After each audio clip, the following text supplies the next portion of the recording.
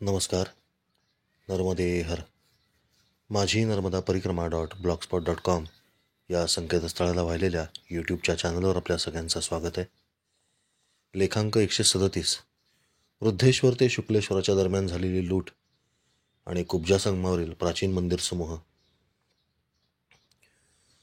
वृद्धेश्वर मंदिर सोडल्यावर किनारा पकडला आणि नर्मदा मातेच्या अगदी जवळून चालायला सुरुवात केली.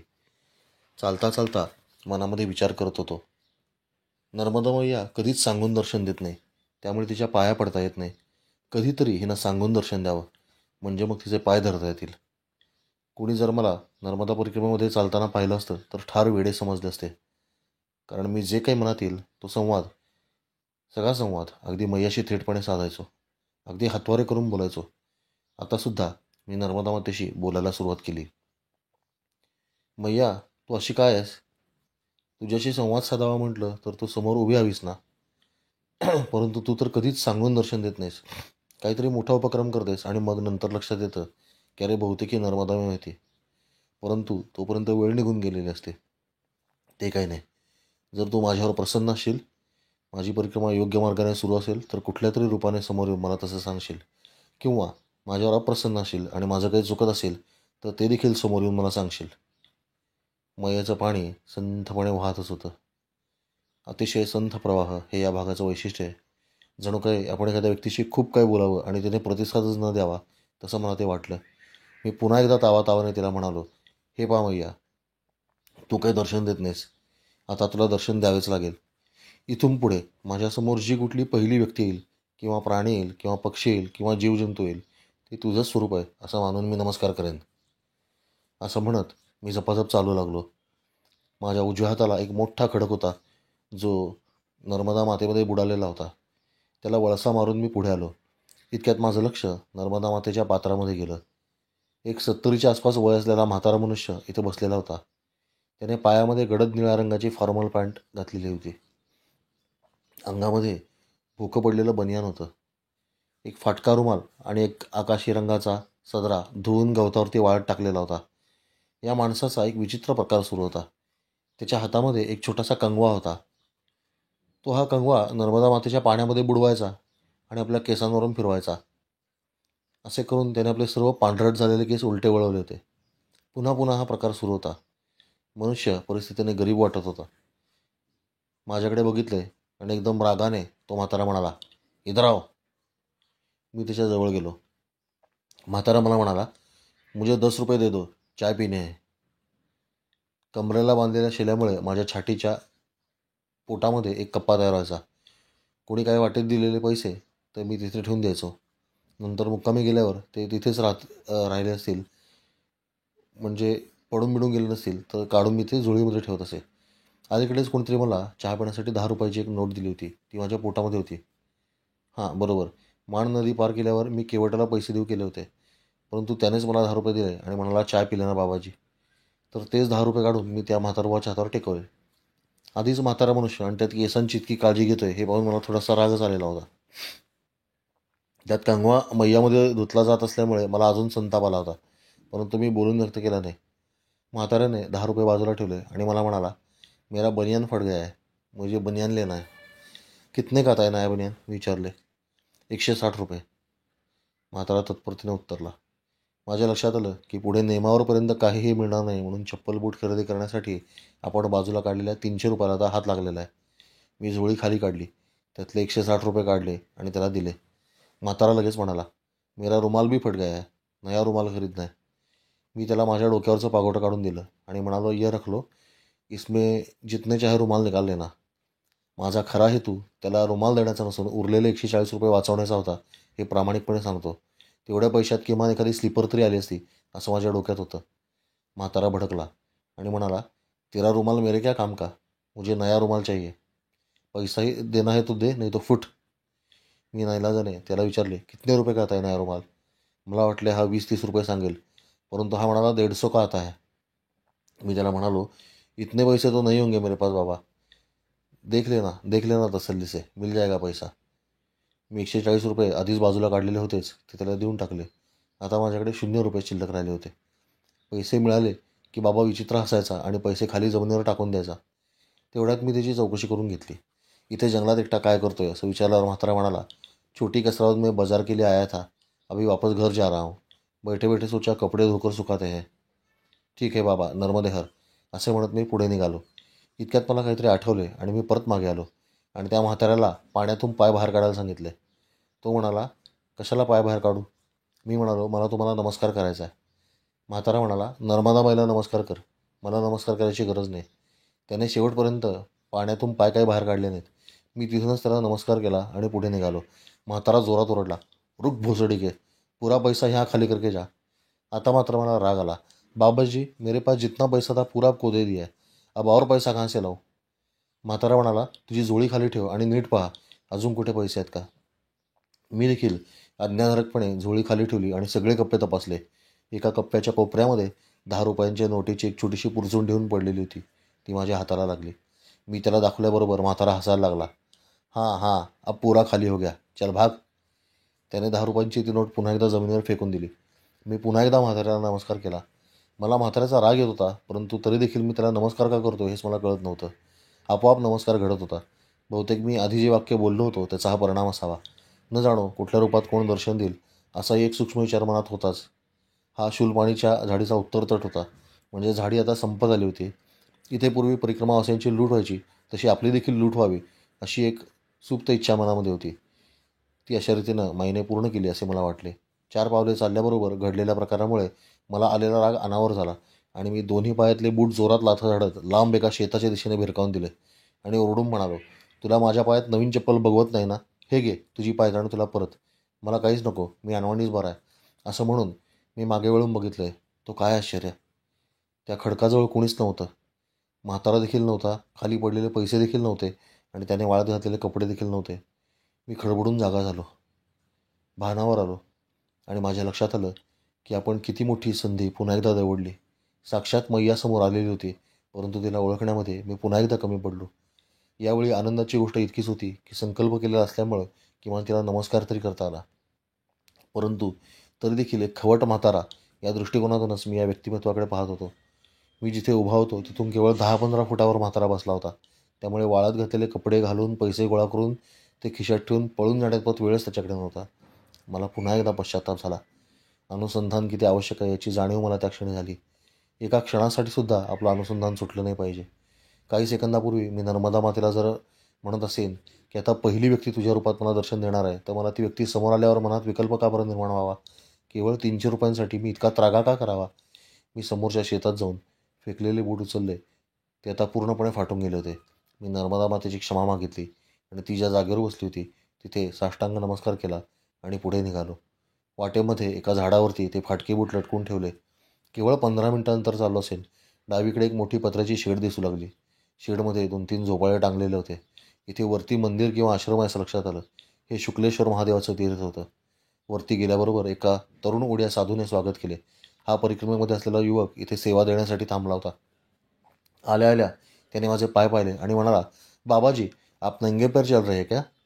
हाँ, मतलब नहीं, परंतु मेरे जूते फट गए थे इसलिए कुछ समय से नंगे पाव चल रहा हूँ. मी असे म्हटल्याबरोबर साधूच्या चेहऱ्यावर आनंदाची लकीर उमटली. समोर असलेल्या पिंपळाच्या झाडाकडे हात करतो मला म्हणाला, कल ही एक भगत आया था, उस पेड़ के नीचे नए जूते छोड़ के गया है और बोल के गया है कि किसी परिक्रमावासी को दे देना, देख लेना, अगर तुम्हें हो रहे तो ले लेना. मी आश्चर्याने झाडाखाली गेलो. अगदी तंतोतंत माझ्या पायाच्या मापाचे ते बूट होते आणि नुसते बूट होते असं नव्हे, तर ते अतिशय महागड्या आंतरराष्ट्रीय ब्रँडचे बूट होते. त्याचे बाजार मूल्य किमान 6,000 ते 8,000 असावे असा अंदाज मी बांधला. संपूर्ण परिक्रमेमध्ये मला मिळालेला सर्वात आरामदायक बूट हाच होता. त्यांचा रंग देखील अतिशय आकर्षक असा फिकट हिरवा किंवा सॅप ग्रीन होता. मला असे निसर्गाच्या जवळ जाणारे रंग खूप आवडतात. साधूने माझ्यासाठी चहा टाकला. तोपर्यंत झालेला प्रसंग आठवून माझ्या काळजाचे शरमेने पाणी पाणी झाले. चहाचा कप घेऊन मी झोपाळ्यावर जाऊन बसलो. पायामध्ये मैयाने दिलेले नवीन बूट होते. त्याच ठिकाणी मी नर्मदा मातेकडे पाहत संकल्प केला की उभ्या आयुष्यात पुन्हा कधीही स्वतःचं डोकं लावून आर्थिक नियोजन करण्याच्या भानगडीत पडणार नाही. मी इतका कर्मदरिद्र होतो की घेऊन घेऊन किती रुपयांची झेप घ्यावी, तर 300 रुपयांची. आणि इकडे नर्मदा मातेने माझ्यासाठी हजारो रुपयांचा ऐवज आधीच राखून ठेवलेला होता, तोही आंतरराष्ट्रीय दर्जाचा. जीवनामध्ये आपले असेच असते पहा. भविष्याची अनिश्चितता किंवा भविष्याची चिंता म्हणून आपण काहीतरी छोटी मोठी साठवणूक गुंतवणूक करायचा प्रयत्न करतो. परंतु प्रत्यक्षामध्ये मात्र जगन्नियंत्याने म्हणा किंवा नर्मदा मातेने म्हणा सर्व नियोजन आधीच लावून ठेवलेले असते. आपण उगाचच भविष्याची चिंता करत असतो. देणाऱ्याचा हात घेणाऱ्याच्या हातापेक्षा नेहमी मोठा असतो हे लक्षात ठेवावे. त्यामुळे हात पसरण्यापेक्षा पदरात पडलेले गोळा करणे हे अधिक श्रेयस्कर ठरते. परमेश्वराला संपूर्ण शरण गेल्यावर जे आपल्या नशिबात आहे ते आपल्यापासून कोणीही कधीही कुठेही कसेही आणि जराही काढून घेऊ शकत नाही. ते तुम्हाला मिळणार म्हणजे मिळणारच, आणि जे तुम्हाला मिळू शकत नाही ते तुमचे कधीच नसते, हेच निर्विवाद सत्य आहे. त्यामुळे भविष्याची चिंता न करता वर्तमानात चिंतन करावे हेच उत्तम. ही चिडी नदी धबधब्याच्या स्वरूपात खाली उतरते आणि मग नर्मदा मातेला मिळते. त्या चिडी संगमावरती मी बसलो होतो. हे महापूर किंवा महापुरा नावाचं गाव आहे. त्यामुळे इथल्या धबधब्याला महापुराचा धबधबा असंच म्हणतात. इथं एरवी खूप पाणी नसतं, पण पावसाळ्यात मात्र हा सगळा परिसर जलमय झालेला असतो.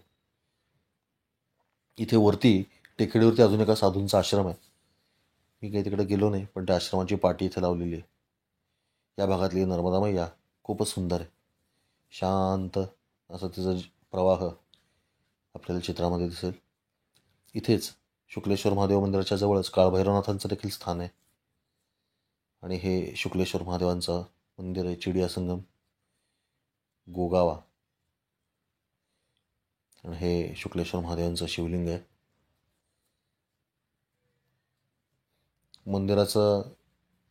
पुरातन मंदिराला आधुनिक साज चढवण्याचा प्रयत्न केलेला आहे. त्याच्यामुळे मंदिराचं जुनं बांधकाम झाकून त्याच्यावरती अशा टाईल्स वगैरे टाकलेले दिसतात. काठावरती एक सुंदरशी स्मशानभूमी आहे. आणि जिथे भरपूर लहान मोठे झोपाळे टांगले असं मी तुम्हाला सांगितलं, ती ही शेड आहे. इथे बसायला खूप मजा येते. अशी अजून एक मोठी शेड आपलं स्वागत करते. स्वर्गीय श्री मांगीलाल जोशी, स्वर्गीय राजकुंवरबाई जोशी यांच्या स्मृतीमध्ये कोणीतरी ही बांधलेली शांतीस्थळ आहे. हीच ती जागा आहे जिथं मला नवीन बूट प्राप्त झाले. इथेच येऊन मी बसलो होतो. मंदिर उंच टेकडीवर आहे. जुन्या शेडचे पत्रे असे फाटायला आलेले आहेत. इथं अजून एक झोपाळा आहे बघा. एकूण 3 ते 4 झोपाळे इथं टांगलेले आहेत. चिडी नदी आणि नर्मदा मैया या दोघींच्या पात्र एवढ्या भागातच फक्त खडकाळ आहे. या भागात काढलेली नर्मदा मातेची काही अप्रतिम चित्र सापडली, ती आपल्या दर्शनासाठी सोबत जोडतोय. खूप सुंदर येतं मैया. उडिया तरुण साधू अतिशय सात्विक होता. त्याच्याशी काही काळ सत्संग केला. आश्रम मोठा होता, परंतु पुढे चालता येणे शक्य आहे असं लक्षात आल्यामुळे मी पुढे चालू लागलो. पायात आलेल्या नवीन पादत्राणामुळे जणू काही पायात नवीन त्राणच आले होते. अतिशय वेगाने चालत मी चिडी नदीचा अर्थात चिडिया संगम ओलांडला. इथे नदीच्या काठाने थोडंसं आत चालत गेल्यावर खडकामध्ये तयार झालेला एक नितांत सुंदर धबधबा होता. अर्थात चिडी नदी या धबधब्यावरून उडी मारून नर्मदा मातेला येऊन मिळते. पावसाळ्यामध्ये हा धबधबा पार करता येणं अशक्य असतं, परंतु मी गेलो तेव्हा मात्र सहज नदी ओलांडण्यासारखी जागा मला मिळाली. यानंतर काठावरती अतिशय घनदाट असं जंगल होतं. पुढे गोगावा नावाच्या गावातून काठाकाठानेच पुढे आलो. यानंतर सुलगाव लागतं, जिथं हनुमंताचं एक मंदिर होतं. नर्मदा मैया आणि बिलटदेवाचे मंदिरं पण आहेत, परंतु दिवस मावळायला लागला होता, त्यामुळे मी हनुमंताचं दर्शन घेऊन पुढे निघालो. ही सुंदरशी गोगावाची हनुमंताची मूर्ती आणि हा मंदिराचा परिसर आहे. छान झाडी आहे इथे आणि हे छोटंसं हनुमंताचं मंदिर आहे. इथून पुढे खतडगाव नावाच्या गावामध्ये अविमुक्तेश्वरानंद महादेवाचं मंदिर होतं. तिथं मुक्काम करावा असं मला वाटेतल्या लोकांनी सुचवलं. इथे प्रेमानंद नावाचे अतिशय तेजस्वी ब्रह्मचारी महाराज राहत होते.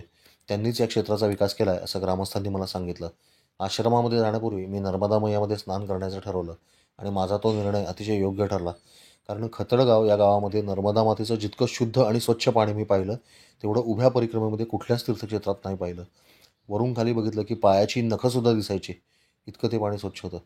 पायाखाली असलेला बारीकातला बारीक वाळूचा कण पण उभ्या उभ्या डोळ्यांनी दिसायचा, इतकं ते पाणी स्वच्छ होतं. इथे नैसर्गिकरित्या दगडांची अशी रचना तयार झाली होती की 2 मोठे 5-5 फूट खोलीचे जलतरण तलाव जणू काही मैयाच्या काठावर तयार झाले होते. इथं काही लहान मुलं पाण्याला घाबरून काठावर डुंबत बसली होती. यातला नंदू नावाचा एक मुलगा आणि त्याच्या 2-3 मित्रांना मी पाण्यात पोहायला शिकवलं.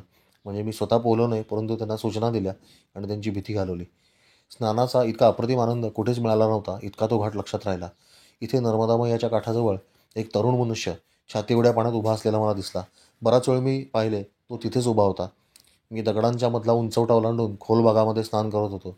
तिथे काही तरुण व्यापारी भेटले. त्यांच्याशी गप्पा मारल्या. माझं लक्ष राहून राहून त्या तरुणाकडे जात होतं. शेवटी न राहून मी त्याच्याकडे आलो. अतिशय मजबूत शरीरयष्टी असलेला हा तरुण न बोलता नुसता का उभा आहे असा प्रश्न मला पडला होता. मी त्याला विचारलं की तो असा का उभा आहे. तर त्यांनी जे काही सांगितलं ते ऐकून माझी मती कुंठित झाली. साधारण 40 वर्ष वय असलेल्या या सुनील सोलंकी नावाचा हा तरुण होता. दररोज नर्मदा मातेमध्ये स्नान करायचा. जन्मापासून त्याचा हा नियम होता. एक दिवस त्याला अचानक लकवा मारला. अर्धांगवायूचा झटका आला आणि त्याच्यामुळे त्याच्या शरीराची अर्धी बाजू लोळी पडली. डॉक्टरांनी सांगितलं की हा फार तीव्र झटका आलेला असून आता यातून बाहेर पडता येणं अशक्य आहे.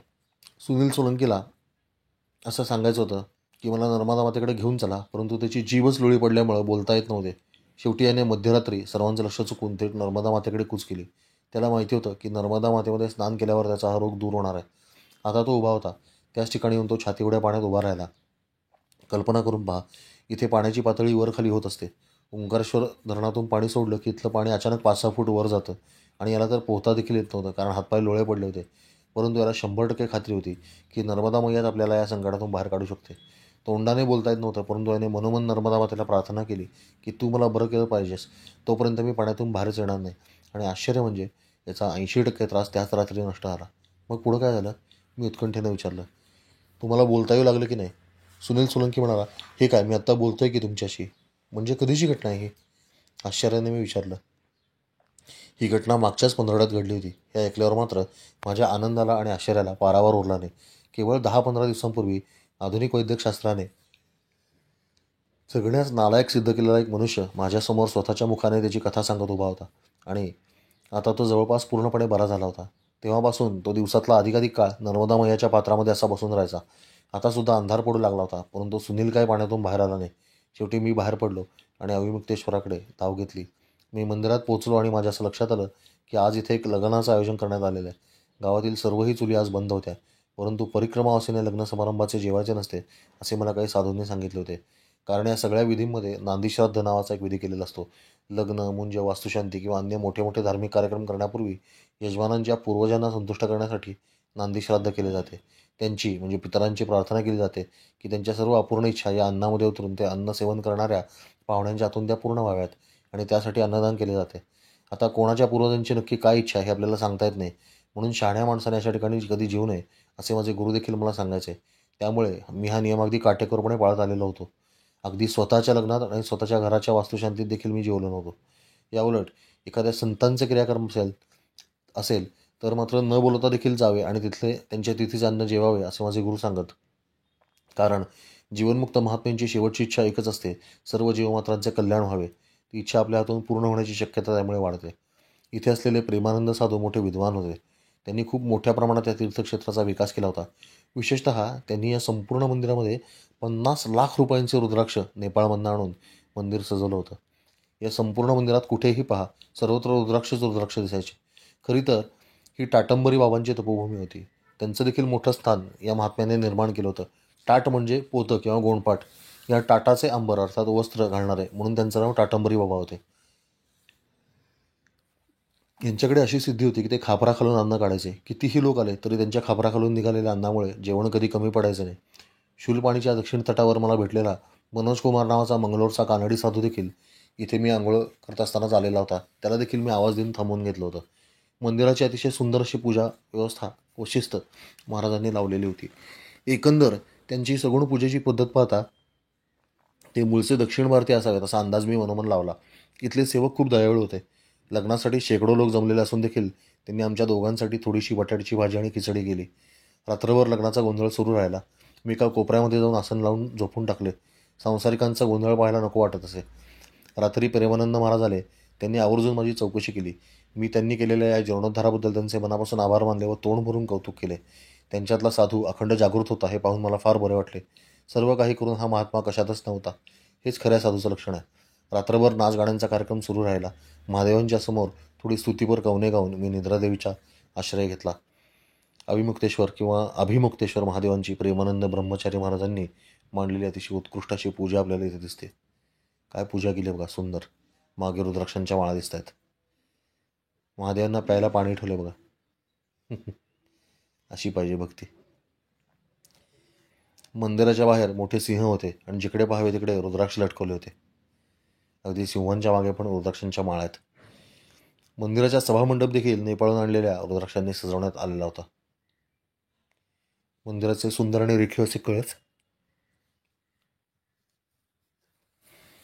टाटंबर बाबांची खोली तर संपूर्णपणे रुद्राक्षमय करण्यात आली होती आणि त्यांची मूर्ती देखील जिवंत भासत होती.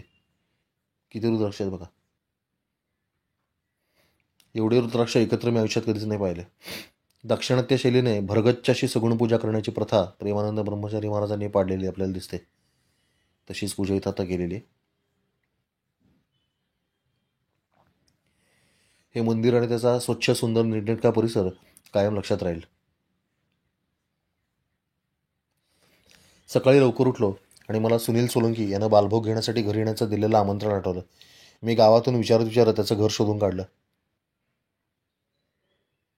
मी घरी येणार याची त्याला एवढी खात्री होती की त्याने बालभोग वगैरे सर्व सिद्धता करून ठेवली होती आणि सडा रांगोळी घालून ठेवली होती. मी आल्याबरोबर त्याच्या पत्नीने औक्षण वगैरे केले आणि मग बालभोग घेतला. मुळातच अर्धांगळीच्या झटक्यातून बाहेर येणं किती सोपं किंवा अवघड असतं हेच त्या दोघांना माहिती नसल्यामुळं त्यांना हा किती मोठा चमत्कार घडला याची कल्पनाच नव्हती. मी जेव्हा काही उदाहरणांसह त्यांना हा चमत्कार कसा आहे हे समजावून सांगितलं तेव्हा दोघांच्या डोळ्यातून अखंड अश्रुधारा वाहू लागल्या. मला नर्मदामध्ये सापडलेली 2 अतिशय सुंदर अशी शिवलिंग मी त्याला देऊन टाकली. या लिंगांची आमरण पूजा करू असे आश्वासन त्या दोघांनी मला दिले. सुनीलला एक मुलगा आणि एक मुलगी होती व दोघेही खूप हुशार आणि चुणचुणीत होते. सुंदर असे चहापोहे घेऊन मी पुढचा मार्ग धरला. इथून पुढे हतनावर नावाचे गाव लागते. इथे दारुकेश्वर महादेवाचं मंदिर आहे. राम मंदिर देखील आहेच. परंतु माझ्यासाठी अत्यंत दुःखद अशी एक गोष्ट आता घडणार होती. इथून खलघाट आणि महेश्वर ही तीर्थक्षेत्र अतिशय थोड्या अंतरावर असली तरी देखील विनोदानंच म्हणायचं झालं तर केवळ राणी रूपमती नावाच्या एका महिलेच्या प्रतापामुळे मला नर्मदा मैयाचा किनारा सोडावा लागणार होता. रूपमती नावाची एक राणी होती जी इथून 30-40 किलोमीटर दूर असलेल्या मांडवगडावर राहायची आणि तिथून रोज नर्मदा मातेमध्ये स्नानासाठी यायची. पुढे काही कारणामुळे तिला येणं जमलं नाही तेव्हा स्वतः नर्मदा माता तिच्या किल्ल्यावर प्रकट झाली अशी दंतकथा आहे. ती ज्या ठिकाणी प्रकट झाली ते नर्मदा कुंड किंवा रेवाकुंड आजही मंडूगडावर किंवा मांडव किल्ल्यावर पाहायला मिळतं. हे ओलांडल्यास परिक्रमा खंडित झाल्याचं मानलं जातं. त्यामुळे बहुतांश परिक्रमावासी मांडवगडावर जाऊन मगच पुन्हा नर्मदा मातेच्या किनाऱ्यावर येतात. त्यासाठी किनारा सोडण्याचं ठिकाण आता आलं होतं. हे खुजावा नावाचं गाव होतं. इथे खुज किंवा कुब्जा नावाची नदी नर्मदा मातेसोबत तिचा संगम झालेला होता.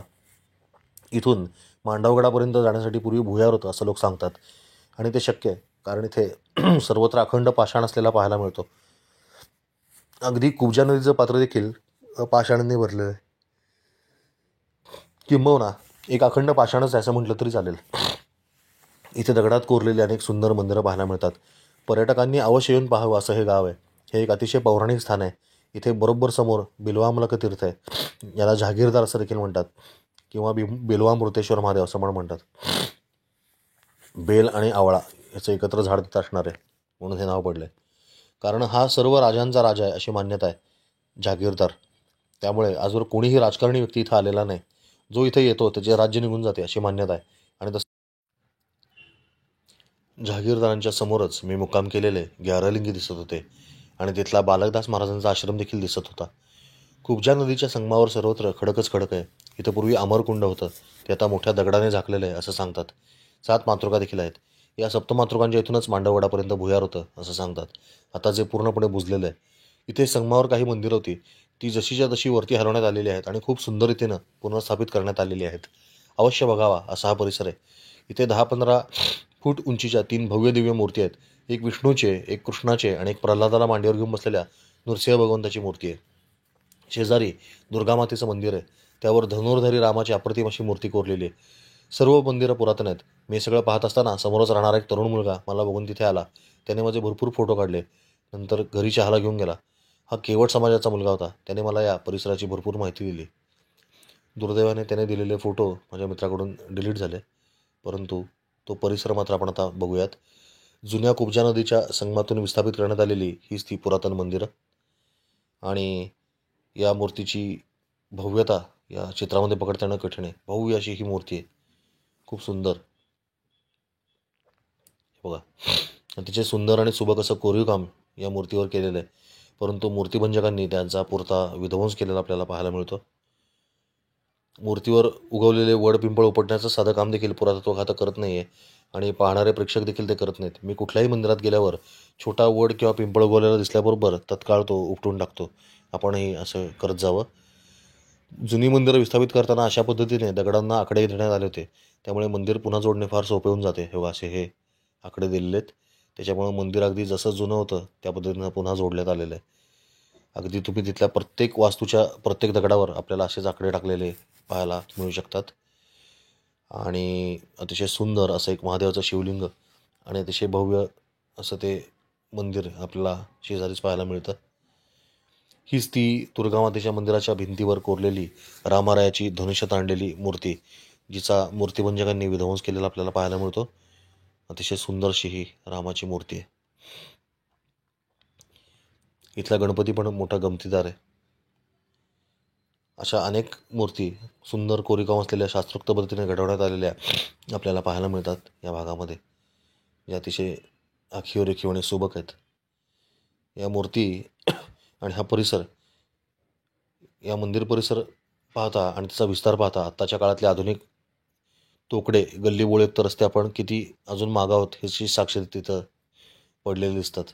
या रस्त्याचा आकार बघा, त्याच्या शेजारून राहणारी ती गलिच्छ गटार आणि वरती मात्र सुंदर असा मंदिर समूह आहे.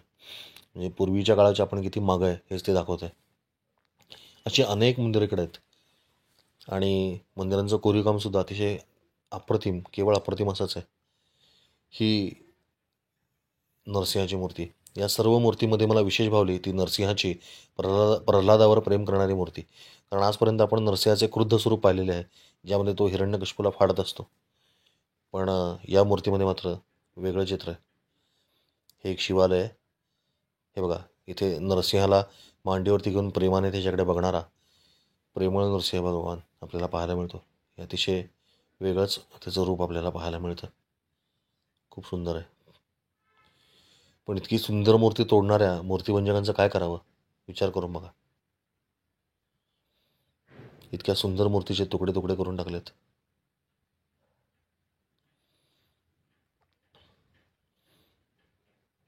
हेच ते शिवालय. ही मूर्ती बघा, अतिशय भव्य दिव्य असा विष्णूचा सुंदर विग्रह आहे हा. तो इतका मोठा आहे की दुरून सुद्धा दिसतो. हेच महादेवांचं मंदिर. अखंड जमिनीतून आलेलं शिवलिंग किंवा त्याची जलरी इथं आहे. हे भव्य दिव्य असं मूर्तींच्या भव्यतेपुढं मंदिराचा आकार तुम्ही पाहिल्यावर तुमच्या लक्षात येईल की मूर्ती किती मोठ्या आहेत. कुब्जा नदीचा नर्मदा मातेशी झालेला हा संगम आहे. समोर जे बेट दिसते ते बिल्वामार्ग तीर्थ आहे. हा धबधबा पावसाळ्यामध्ये खूप छान दिसतो. इथूनच मांडवगडावर जाण्यासाठी भुयार होतं असं म्हणतात. कुब्जा संगमावर असलेल्या रामरायाच्या मूर्तीसारखी धनुष्य तांडल्याची कृती करताना प्रसिद्ध लेखक हे त्या केवटाच्या मुलाचं डोकं होतं. एवढं एकच चित्र मला मिळालं. हे बघा, रामरायाचा हात तोडलेला आहे, जो अशा रीतीनं बाणाचा प्रत्यंच ताणलेला होता. मूर्ती किती हुबेहूब बनवतात याचं हे उदाहरण आहे. अगदी बरोबर माणसाच्या आकाराची मूर्ती बनवलेली आहे.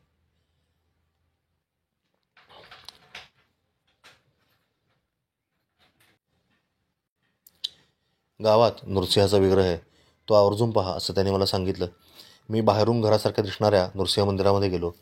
इथे 1300च्या आसपास संत रामदास नावाचे मोठे संत राहत होते. त्यांना त्या नृसिंहाच्या मुखातून रोज एक सोन्याचं नाणं मिळत असे. रामदास महाराज हे प्रपंचामध्ये अतिशय समाधानी होते आणि त्यांची संपूर्ण दिनचर्या केवळ परमेश्वराच्या भजनपूजनामध्ये जात असे. परमेश्वराने प्रसन्न होऊन त्यांना हा वर दिला होता.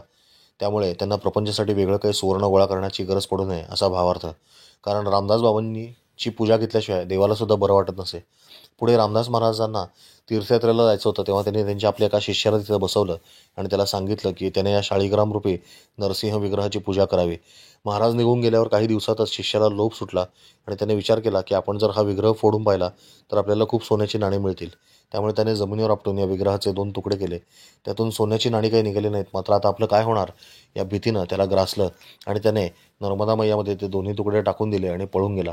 इकडे तीर्थयात्रेमध्ये असलेल्या रामदास महाराजांना स्वप्नामध्ये हा सर्व दृष्टांत दिसला आणि ते ताबडतोब परत आले. मोठ्या कष्टपूर्वक नावाड्यांच्या मदतीने त्यांनी ती मूर्ती शोधून काढली. भग्न विग्रह पाहून बुवा व्यथित झाले आणि देवांना म्हणाले, तुम्ही जर पूर्ववत व्हाल तर मी तत्काळ संजीवन समाधी घेईन. आणि तसेच झाले. तो विग्रह पुन्हा एकदा चिकटून एकसंध झाला आणि त्याच क्षणी रामदास महाराजांनी त्याच ठिकाणी समाधी घेतली. ती समाधी आणि तो विग्रह या दोघांचं दर्शन मला झालं. मंदिरामध्ये राहणाऱ्या रामदास महाराजांच्या वंशजांनी ही सगळी कथा मला सांगितली. मला बालभोग आणि चहा दिला. या मंदिराच्या दर्शनासाठी कोणीही परिक्रमावासी येत नाही हे देखील त्यांनी मला सांगितलं. रामदास महाराजांची समाधी अतिशय जागृत होती. महाराजांची 34वी पिढी सध्या सुरू आहे. मंदिराचा वाडा जुनाच आहे आणि नवीन असं मंदिर त्यांनी बांधलेलं आहे. या नृसिंह मंदिराकडे जाताना वाटेत लागणारं मारुतीचं मंदिर, इथली मूर्ती देखील खूप भव्य दिव्य आहे आणि हेच ते भव्य श्री भगवान नृसिंह मंदिर आणि गुरु रामदासजी समाधी अशी पाठी असलेलं नृसिंह मंदिर. बाहेरून घरासारखं दिसतं ते, पण प्रत्यक्षामध्ये मंदिर आहे. गावातला मारुती पण खूप जुना आणि भव्य असा आहे. पुढे रामधाम आश्रम आहे. इथे रामाची सुंदर मूर्ती आहे. एक तरुण साधू महंत व्यवस्था बघतात. काही वयस्कर साधू देखील इथे राहतात. तिथून 4 घास पोटात ढकलून मी पुढे निघालो. हे रामधाम आश्रमातले महादेव आहेत आणि हाच तो रामधाम आश्रम जो अतिशय दूर एकटाच पहुडलेला दिसतो. हे तिथले तरुण असे महंत आणि रामाच्या सुंदर अशा मूर्ती इथं आहेत. समोर महंत बसलेले दिसत आहेत. हे रामाचं मंदिर आहे. गावातून दिसणारी कुब्जा नदी आणि तिच्या पलीकडं असलेलं धर्मपुरी शहर आपल्याला दिसतंय. धरमपुरी बरं का. इथून पुढे एक मिनटं, नर्मदे हर, क्षमा करा, हे स्क्रीन रेकॉर्डिंग असल्यामुळं अशी गडबड कधी कधी होऊ शकते.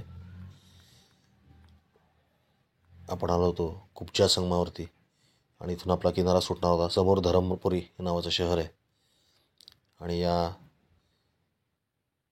धरमपुरीच्या रामाच्या मंदिरापासून पुढे मात्र नर्मदा मैयाचा काठ सुटेल याचं अतोनात दुःख मला झालं. रस्त्याने चालत 40 किलोमीटर अंतरावर असलेल्या मांडवपर्यंत आता जावं लागणार होतं. या गावामध्ये यवनांची मोठी संख्या होती. वाट्यामध्ये असलेल्या धरमकाठ्यावर वजन केलं असता 120 किलो भरलं. मला आठवत होतं त्याप्रमाणे परिक्रमेला सुरुवात केली तेव्हा सामानासकट माझं वजन 100 किलो होतं, जे पुढे 90 किलो झालं होतं. परंतु मी गोळा केलेली शिवलिंग आणि धनुष्यबाण वगैरे सगळं मिळून माझं वजन सामानासकट 120 किलो झालेलं होतं. याचा अर्थ माझ्या पाठीवर सुमारे 25 ते 30 किलो वजनाची झोळी होती. ही झोळी घेऊन आता मला मांडवगड नावाचा प्रचंड किल्ला चढायचा होता. दुःख किल्ला चढण्याचं नव्हतं, परंतु नर्मदा मातेचा किनारा सुटला याचं अतोनात दुःख प्रत्येक पावलाला मला जाणवत राहिलं. तिची उणीव प्रत्येक पावलाला भासायची आणि ती तिच्या नामस्मरणाने कमी करायचा प्रयत्न मी करायचो. नाम आणि रूप हे एकमेकांना बांधलेलं असतं. नरेंद्र मोदी म्हटल्यावर आपल्याला एक विशिष्ट रूप आठवतं. महात्मा गांधी म्हटल्यावर देखील एक विशिष्ट व्यक्ती आठवते. राहुल गांधी म्हटल्यावर आपल्याला महात्मा गांधी आठवत नाहीत आणि महात्मा गांधी म्हटल्यावर आपल्या डोळ्यासमोर प्रियांका गांधी येऊ शकत नाही. तात्पर्य, नाम आणि रूप यांची एक अखंड जोडी असते. त्यामुळे जेव्हा रूप समोर नसेल तेव्हा नामाचा आश्रय घ्यायला हरकत नाही. नर्मदे हर, नर्मदे हर, हर हर नर्मदे.